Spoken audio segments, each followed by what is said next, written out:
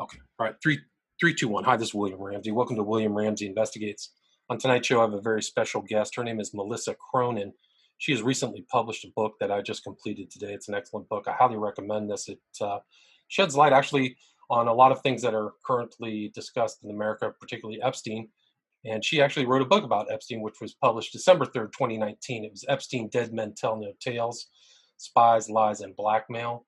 And also, her most recent book, which I read, is titled Predator King, Peter Nygard's Dark Life of Rape, Drugs, and Blackmail, published April 10th, 2020.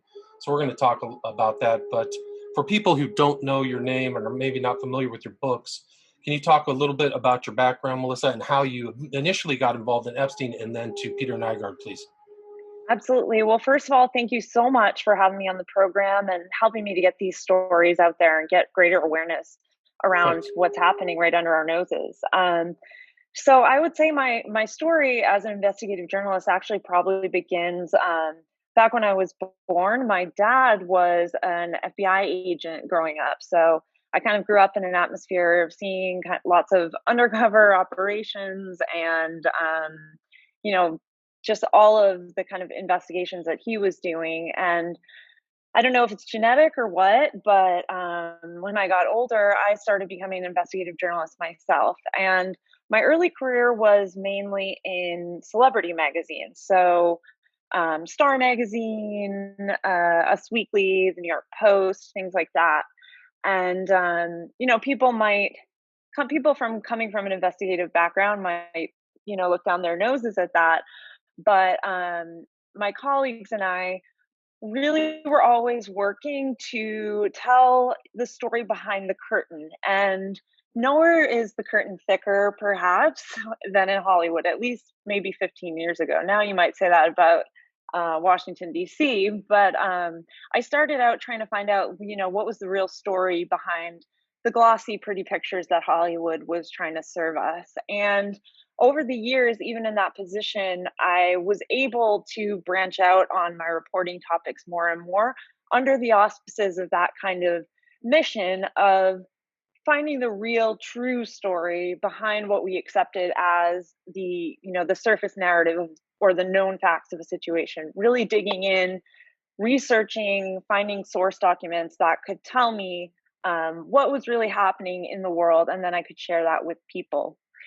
So that was how I first came across Jeffrey Epstein. Gosh, it must have been probably about 2016. I think it was January 2016, right as the case in Florida was heating up. And we were getting depositions on the case just from our court reporter. So a lot of publications have a court reporter on staff that they will just send you court documents all day long. Anything that has any kind of big name, celebrity name, bold name in the court documents, they'll send it over, or something they think might be an interesting case, they'll send it over. So I started getting these court documents about Jeffrey Epstein. And obviously, I think Prince Andrew was an early mention in those affidavits. Bill Clinton came up after that. Every time we got another trove of documents out of Florida on that case, it was just reading it was absolutely stunning to me. And even more stunning to me was the fact that it felt like no one else was reporting on it. Right. Like Yes. I'm sitting here in New York City reading this document, like, how is this not headline news? And at the time there were filings happening in that case week after week. That was when Virginia Roberts Giuffre attempted to join in with the other Jane Does. They were going back and forth so much. Her depositions were placed in there. The company that I worked for at the time, American Media, they published one of the first on the record interviews with Virginia back in 2016. They obtained her diaries at the time and published those. We published the flight logs. I mean, we were publishing at least one story every day, sometimes more than that. And I really felt like nobody else was doing it. And even more than that, nobody was reading the stories that we were publishing about it, with But the with the it's digital. interesting because I think I read some of those diaries on one of the websites. It might have been affiliated Hmm. with that company because I do remember her handwriting. Yeah, and Maybe it was just 2018 though, much later. yeah, it was a surreal experience because, what was coming out of the court documents was so horrifying. Um, Big names attached to the case. This man was still out in the world, walking around, flying around, hobnobbing with whoever he wanted. And I was not seeing that many other, I mean, certainly no mainstream press at the time reporting on it. And, people, even on our sites, the traffic was not good on those stories. Like, people, you know, just weren't able to confront that evil at that particular cultural moment. We would track Interesting. every story that we published, we would track in real time how many people were reading it. And I would prep these stories that I thought were just so explosive, unleash it into the world. And it was like crickets. Interesting. So, So so you it guys was, were really doing that reporting even before Brown did out oh of Miami yeah, Herald, right? Yeah. years before. And, like I said, we published an on the record interview with Virginia. I mean, we did a lot of, so this was at Radar Online, which was owned by American Media. So the National Enquirer was a kind of a sister magazine, and they were doing things. But yeah, it was kind of like an echo chamber, and it was a very frustrating experience as a journalist, because it's just the worst feeling when you find something that you think is really important and something, really needs to be done as far as finding justice for victims or bringing justice to a perpetrator. And you just can't really seem to get that traction with the public that's required to really stoke any kind of change at a larger scale. So, it was 2016, the election started to heat up. Obviously, that started to kind of clog the airwaves a little bit. And it really just went nowhere in terms of the media picking up on the story, in terms of law enforcement at the time really doing anything. The wheels of justice in the courts continued to turn, but as slowly as ever. And we ended out 2016 without really any, you know, anything that felt satisfying and vindicating in terms of really finding justice for these women. So to me, it was one of those stories that, like, one of the ones that got away in a sense. There's a couple over the years that I've done, and that people just didn't really seem to care, even though I thought it was really shocking. Well, you were Yeah, way ahead of the curve then, because once Epstein broke, I think everybody really wanted to know the details, and still to this day are still trying. People, I think, are still interested in that story. So yeah, and isn't it like such a strange thing to think about, like the cultural moment, how it shifted from 2016. I actually left the world of reporting in the summer of 2017. I think a little bit disillusioned by, certainly what happened with the Epstein that year, by the election, and just the mess of the media at that point in time. So I left kind of the industry, and I started working at a marketing agency. I opened up a co-working space, just doing lots of different kinds of things. And then when Julie Brown's story came out, and then, I was happy to see it coming back out again, and she was getting, further victims to speak out on the record. So there was like a little bit of traction there. But when he was finally arrested in summer 2019, I just could not believe that it was happening. Immediately, one of my former colleagues, Dylan Howard, called me, day of, and we were both on the phone with each other, just like, can you believe this? And we were both like, we have to do something about this. We have to do a project and, just really go back to all of these leads that we left kind of untied in 2016, or go back to the people that had too much fear back then to really tell the whole story, and just try to, really do the story justice, and close it off and see it to the finish in a way that we hadn't been able to do back then. So we kind of reunited the old gang, and we're able, with selling the podcast and then getting the book deal, we were able to really put a team together of incredible journalists, incredible content creators, and we sent people out right away all around the world to places that I always had wanted to go for this story. For example, the ranch in New Mexico. That was the first place that I sent a reporter for our podcast project and for the book because,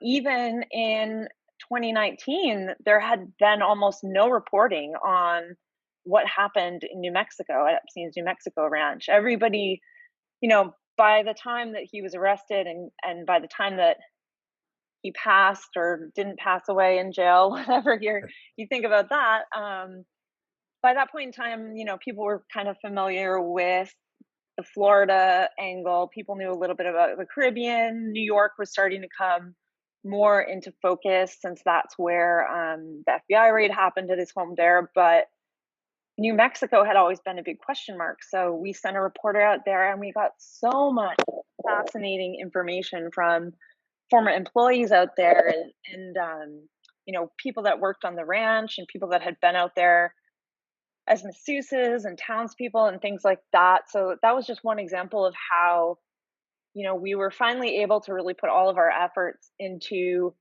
trying to get to the bottom of the story. Right. And And that so, ranch is a very important part of the story that nobody really knew about, because that's also where they had like the fake town that supposedly the Clintons went to, that Prince right, Andrew was there. So it is I mean, I for one really just thought it was about, Florida. So there was a lot more. exactly. Yeah. So Epstein was a much broader, multi-jurisdictional. Yeah. And we found a woman out there that had, served Prince Andrew at the ranch. So we were able to place him there at a particular point in time that he had never admitted to. So we were actually able to catch him in a lie in terms of saying, however many times he had visited Epstein, we were able to say, well, actually, there was this additional date that you never admitted to, and this woman is on the record saying you were there. And so that was just one She of the had things tons that of came out pictures of it. too. Virginia Roberts had Hmm. pictures as well. Yes.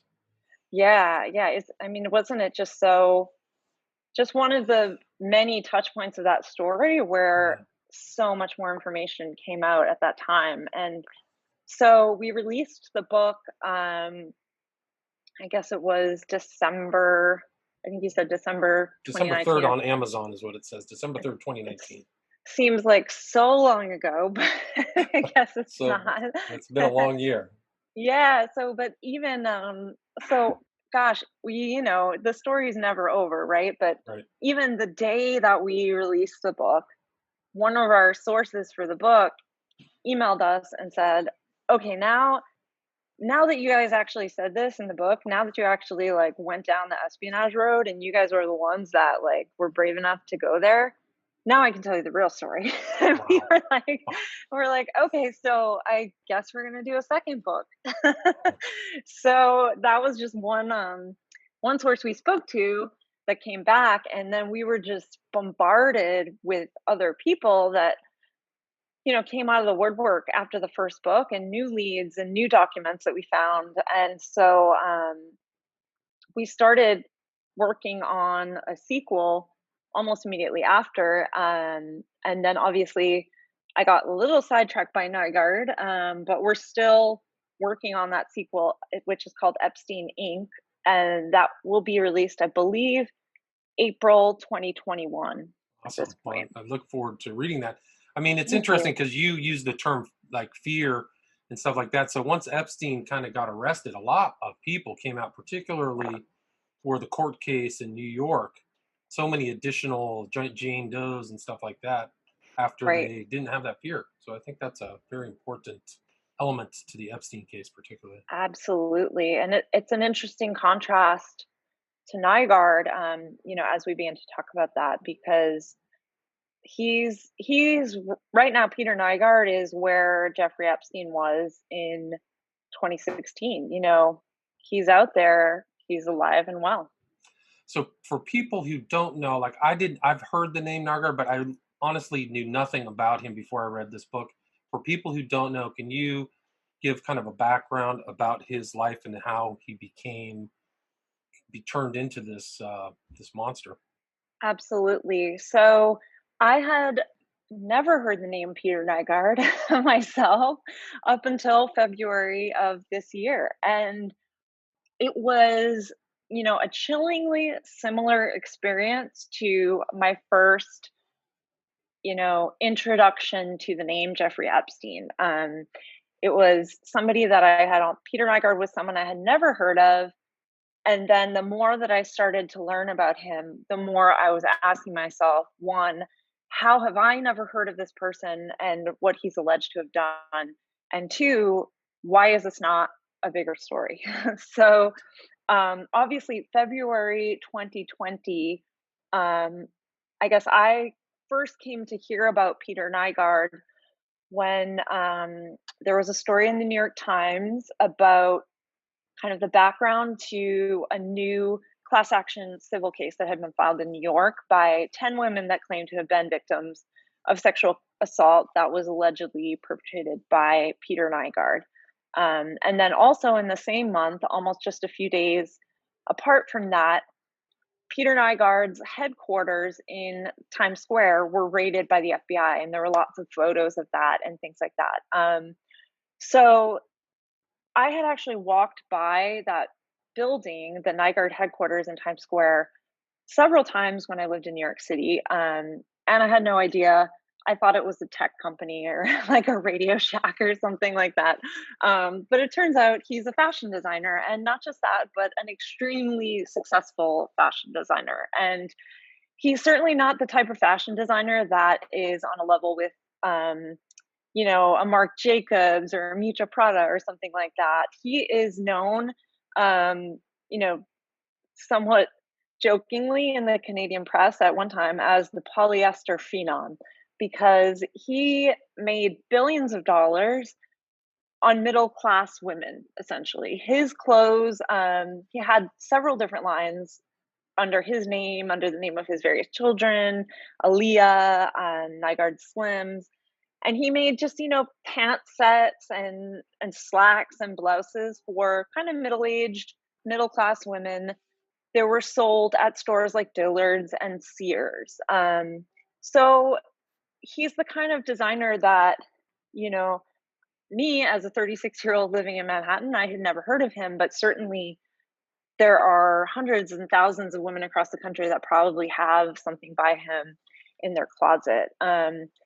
So, anyways, like I said, the story in the New York Times broke. I saw the raid in New York City and started doing some more research myself. And again, was just, you know, seriously disturbed by the nature of the allegations and by the fact that they were not being, covered or investigated in a major way. And I really wanted to learn the full story, not just for myself, but also to contribute in any way that I can to getting these women's stories out there and trying to get this story into the mainstream. Because, unfortunately, it is the deciding factor in things like this as to whether these women can find justice, whether there's public pressure or not, or public awareness in the case. So I was able to I pitched the idea and was able to get a book deal for that, and I flew out right away to the Bahamas. And I went down to the Bahamas and I embedded myself there for almost 2 weeks. Um, Did you fly into Nassau? That's where his kind of Nygard K was, right? yes. Sorry. It's okay. So I think that he had like his palace was there, but he was originally Canadian, right? Or he's actually originally Yes. fit from Finland, right? Yes. So That's the story. he was born in Finland, and he was born in Finland actually during World War II. And a lot of people don't realize this, but the Nazis did invade and take over Finland. So he kind of grew up in this very hard scrabble, um, environment with the Nazis bearing down on them. And the family actually fled the country. Um, they were kind of looking for the American dream and missed by a little bit and landed in Canada. But I think they already had some family there, and that's what the connection was. But they settled in an area pretty close to the American border, and he ended up in Winnipeg, which Winnipeg. is the center of all of his operations. But And that's where he started. He ended up at the University of North Dakota too, and that's where he really started his business.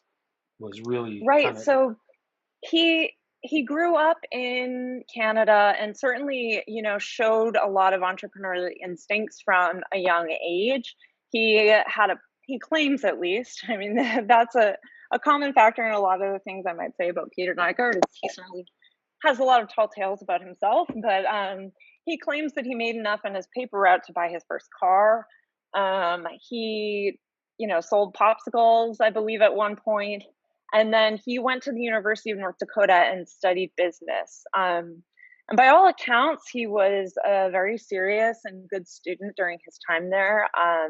After he left the university, he really jumped right into the working world and started working kind of under a man at a clothing company and eventually took it over. And that company was called Tanjay. So that was Nygard's kind of first foray into fashion. And he said he wasn't, he certainly has a flair for fashion himself. If you ever see old photos of him, he was very flamboyant, but yes. but he really got into the fashion industry initially because he was a businessman first and foremost, and the opportunity presented itself. He thought that it was a good, opportunity business wise, and that's why he jumped at it. So it's interesting. It was almost a chance. It was just almost a fluke that he ended up going into fashion, whereas he could have just as easily become the the king of a chain of pizza shops or something like that. Um, so that's really how he started in the fashion world, and he was able to grow his company to its greatest height, which was like a $2 billion revenue, um, by a lot of technological advancements. So he was one of the first um, fashion designers that had air conditioned distribution centers, for example. He really, in a lot of ways, did make revolutionary changes to the way that mass market clothing was created and distributed. And that helped him to grow his empire quickly. And, it expanded around the world as a result of that. So even though he was based in Winnipeg, like you said, in the 1980s, he began going to the Caribbean just for vacation. As someone who was born and raised on the tundras of Finland and then Canada, he loved the Caribbean, almost at first visit. And eventually, like you said, would kind of put down roots there in a place called Nygard Key, which is actually probably about an hour and 20 minutes drive outside of Nassau. It's in a very exclusive gated community known as Lyford Key, and it's like all the way at the end at the back of that community. So it's almost like the most exclusive, most gated part of the entire island. And And this is yeah, he spent sorry, a you go lot of ahead. money on it. Didn't he compete with Sean Connery for the land? I think you found that out. But Mhm. yeah, so Yeah, yeah. So he definitely had a lot of rich neighbors down there, and Sean Connery was one of the he's his neighbor on the other side. And I was going to say that one of the only downsides to the audio format is that I wish I could show you a picture of that place right now, because Nygard Key is he considered it absolutely his masterpiece. Some might call it a monstrosity. It is I think it's been described as neo-Mayan in design. So if you can't picture what exactly that is, I don't blame you. But he constructed all of these like 50-foot tall ziggurats and temples and Mayan gargoyles and giant snakes that shot fire out of their mouths at night and cauldrons and just a huge, for him, fantasy land of architecture and landscaping. For others, it certainly became the site of their greatest nightmare. right. So when you were there in Nassau, what did you learn? So, I think the most valuable part about being in Nassau for me was I was able to get connected directly with some of the women that were the first to make public allegations against him. So to hear, their allegations against him in their own words and see how difficult it was for them to talk about it and to see how fearful they were even then at the time when I visited Nassau and still to this day, Nygard is unable to even visit the Bahamas because there's an open warrant out for his arrest on something totally unrelated. It's actually a court case about environmental issues and something about the dredging of his beach. Not as scandalous of a story, but essentially he didn't show up for court. There's an open warrant out for him, so he can't come back right now or be arrested. And still, these women were so terrified. And everyone else that I talked to in Nassau, in kind of the outskirts of the city, there was still that element of fear, even for people who are not directly related to the case. Talking to taxi cab drivers or women down at the markets and listening to and realizing how terrified these people were to talk about what was basically an open secret on the island. Seeing that firsthand and feeling that really helped me to understand the stakes of this story. And it's he's a man, and his story is one that has forever changed, you know, a lot of people in the Bahamas. I would almost say the Bahamas, because he did have a huge impact on politics in the country for many years. Yeah, can So you talk a even if little it bit was just about that, that? Can you talk about the politics as well as what he was up to? yeah, yeah. So, similar to a lot of people know that Jeffrey Epstein was very close with a lot of American politicians and kind of bigwigs in the US. Peter Nygard did something very similar in the Bahamas. So, one thing that I discovered from talking to sources there in Nassau, and then just doing also a lot of archival research into local newspapers and things like that, I found like a whole history of allegations against Peter Nygard that he had been paying off politicians and police officers for many, many years in the Bahamas in order to put people in power who would essentially look the other way at whatever he was doing. And there's a whole, there's a huge spectrum of allegations about that behavior. So certainly it's a known fact that he donated thousands of dollars to the reelection campaigns of certain politicians. It's a known fact that those same politicians were photographed and videotaped having a drink with him at Nygard Key. But there's other even more scandalous, even more disturbing allegations of that nature about paying off the cops, and then also one of his former employees even told me that she had been tasked with stuffing a large frozen fish full of cash to bring to the prime minister because I guess a bag of cash even would have been too obvious, Too I obvious, right? guess. Right. So they stuffed this fish, and then she said they had to like hang it in the water until they were going to go deliver it to the prime minister. And you know that's one of the more extreme allegations, but there's certainly a pattern of known contributions to politicians and widespread allegations that he used his money, his power, promises of notoriety and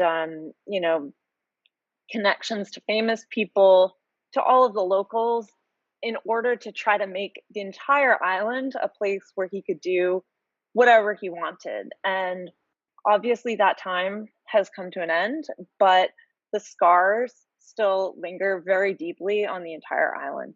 Interesting. Yeah, he's kind of like this. The power dynamic reminded me of Epstein, where somebody with tons of money and power, and these kind of poor people who need money. They all need jobs, and him just and Nygard really kind of being at the center of it all. It seemed like that was common, but also it's like Yeah. the way that you wrote in the book. Like it seemed like he was primarily responsible for one party winning, right? In 2012, was it the Progressive Liberal Party?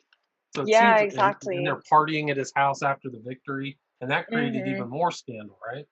Yeah, and that's absolutely right. It was the PLP and that video, there was actually a video that Nygard released, celebrating the victory and essentially taking credit for it and saying that, you know, I did this type Right. of thing. And to their credit, it seems like at a certain point, the Bahamian people kind of pushed back against that behavior insofar as he was an outsider trying to buy influence on the island. There did, in terms of the court of public opinion, there was a turning point years later, and certainly as he began to get into more legal trouble, that more and more people were willing to speak up against him and say, I don't want your money, or doesn't matter if you paid for my campaign, I'm not going to do that. That certainly seemed to be happening. But you're absolutely right that having these friends in powerful places was certainly helpful to anything that Niger wanted to do, even if it were just having a party that was really loud and getting the cops not to bother him. But like Jeffrey Epstein, he is alleged to have targeted the most vulnerable of victims. So Jeffrey Epstein, especially in Florida, was known for going after, you know, girls that already had a difficult life and in many cases had already been traumatized or sexually assaulted even before their interactions with him. Jeffrey Epstein targeted and lured in a number of girls who were homeless or had bad relationships with their parents, or had been arrested previously or had drug problems. And Peter Nygard is alleged to have done a similar thing and really, you know, gone into the slums of the island and targeted these girls that were just scraping by. In a lot of cases, I heard from women that claim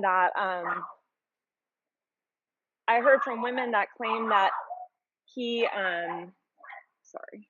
Okay.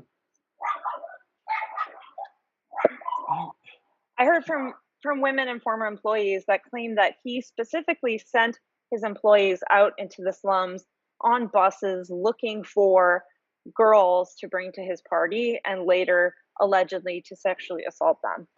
And one of his employees, a woman named Rashette Ross, described to me how she essentially felt trapped in his orbit and in that kind of nightmare world of horrible things that she claimed she saw because she had to support her family and there weren't a lot of other options and he was paying well. So it's absolutely, there's a lot of similar parallels between Jeffrey Epstein and the allegations against Nygard, and that's just one of them.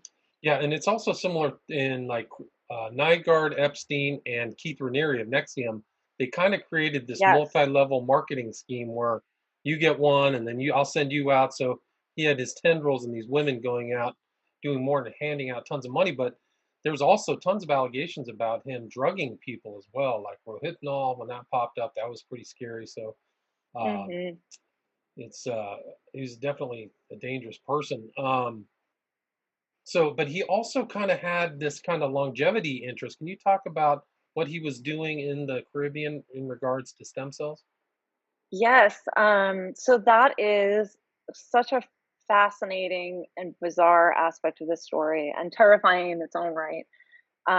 So, like Jeffrey Epstein, Peter Nygard had a little bit of an immortality complex, and he spent a lot of his money and a lot of his time and influence into researching ways to prolong his life and to prevent aging. And ultimately, he even said, to make himself immortal. And for Peter Nygard, that was through stem cells. So he was a very early proponent of stem cell research. And again, like I said, it wasn't necessarily for other medically beneficial uses of stem cells. He was really intent and focused on making himself look younger and making himself feel younger. So despite all the other ways that they could help people, his research was focused a lot in particular on his knees and things like that. He was a lifelong athlete. So he spent a lot of time and money and effort trying to set up a stem cell clinic in the Bahamas, and they pushed back, and the political regime at the time was kind of against him, and the public rose up against him and basically said, we don't want this here.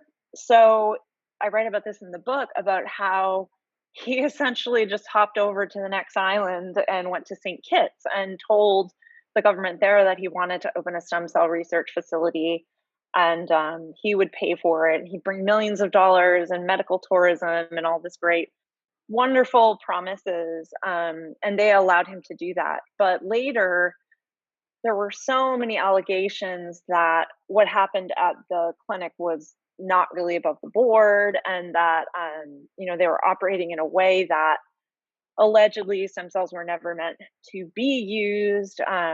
One of his clients was found at the airport with a gun in their luggage, and there was a huge scandal around that. So that kind of petered out there. But there was one of Peter Nygard's former girlfriends, a woman named Sulin Medeiros, who's a model. She actually wrote her own story years ago. And again, nobody ever really picked up on it or looked into it.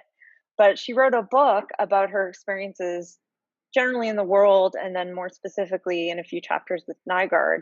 She actually claims that he asked her to get pregnant with his child and then to abort that child so that he could use the stem cells for Right, his and knees. something from the tube is supposed to be a good place to harvest the stem cells, and he said that because it was his genetics, they would take to his body faster. I don't know the veracity of that, but Exactly. yeah. But Medeiros is still around. You can see pictures of him and her together. Seems like she was his, like a model. I mean, it gets even worse in the book as you get farther and farther. He had these, he called people his harem. He had all these women around, and I bet the stories are, yeah. So what else did you find anything else in Nassau other than this kind of aura or pervasive feeling of fear about Nygard? What else did you discover? Yeah, so like I said in the book, at the time that I wrote the book, there were 10 women that had come forward. Not all of them even on the record, most just anonymously as Jane Does, to file the lawsuit. And my publisher was really intent on kind of getting the story out right away because it was such a quickly developing story. And we anticipated at the time, there was this FBI raid in mid-February. We thought for sure by March, April, we would hear something more from the federal government. And so I returned back from the Bahamas in probably about March 10th.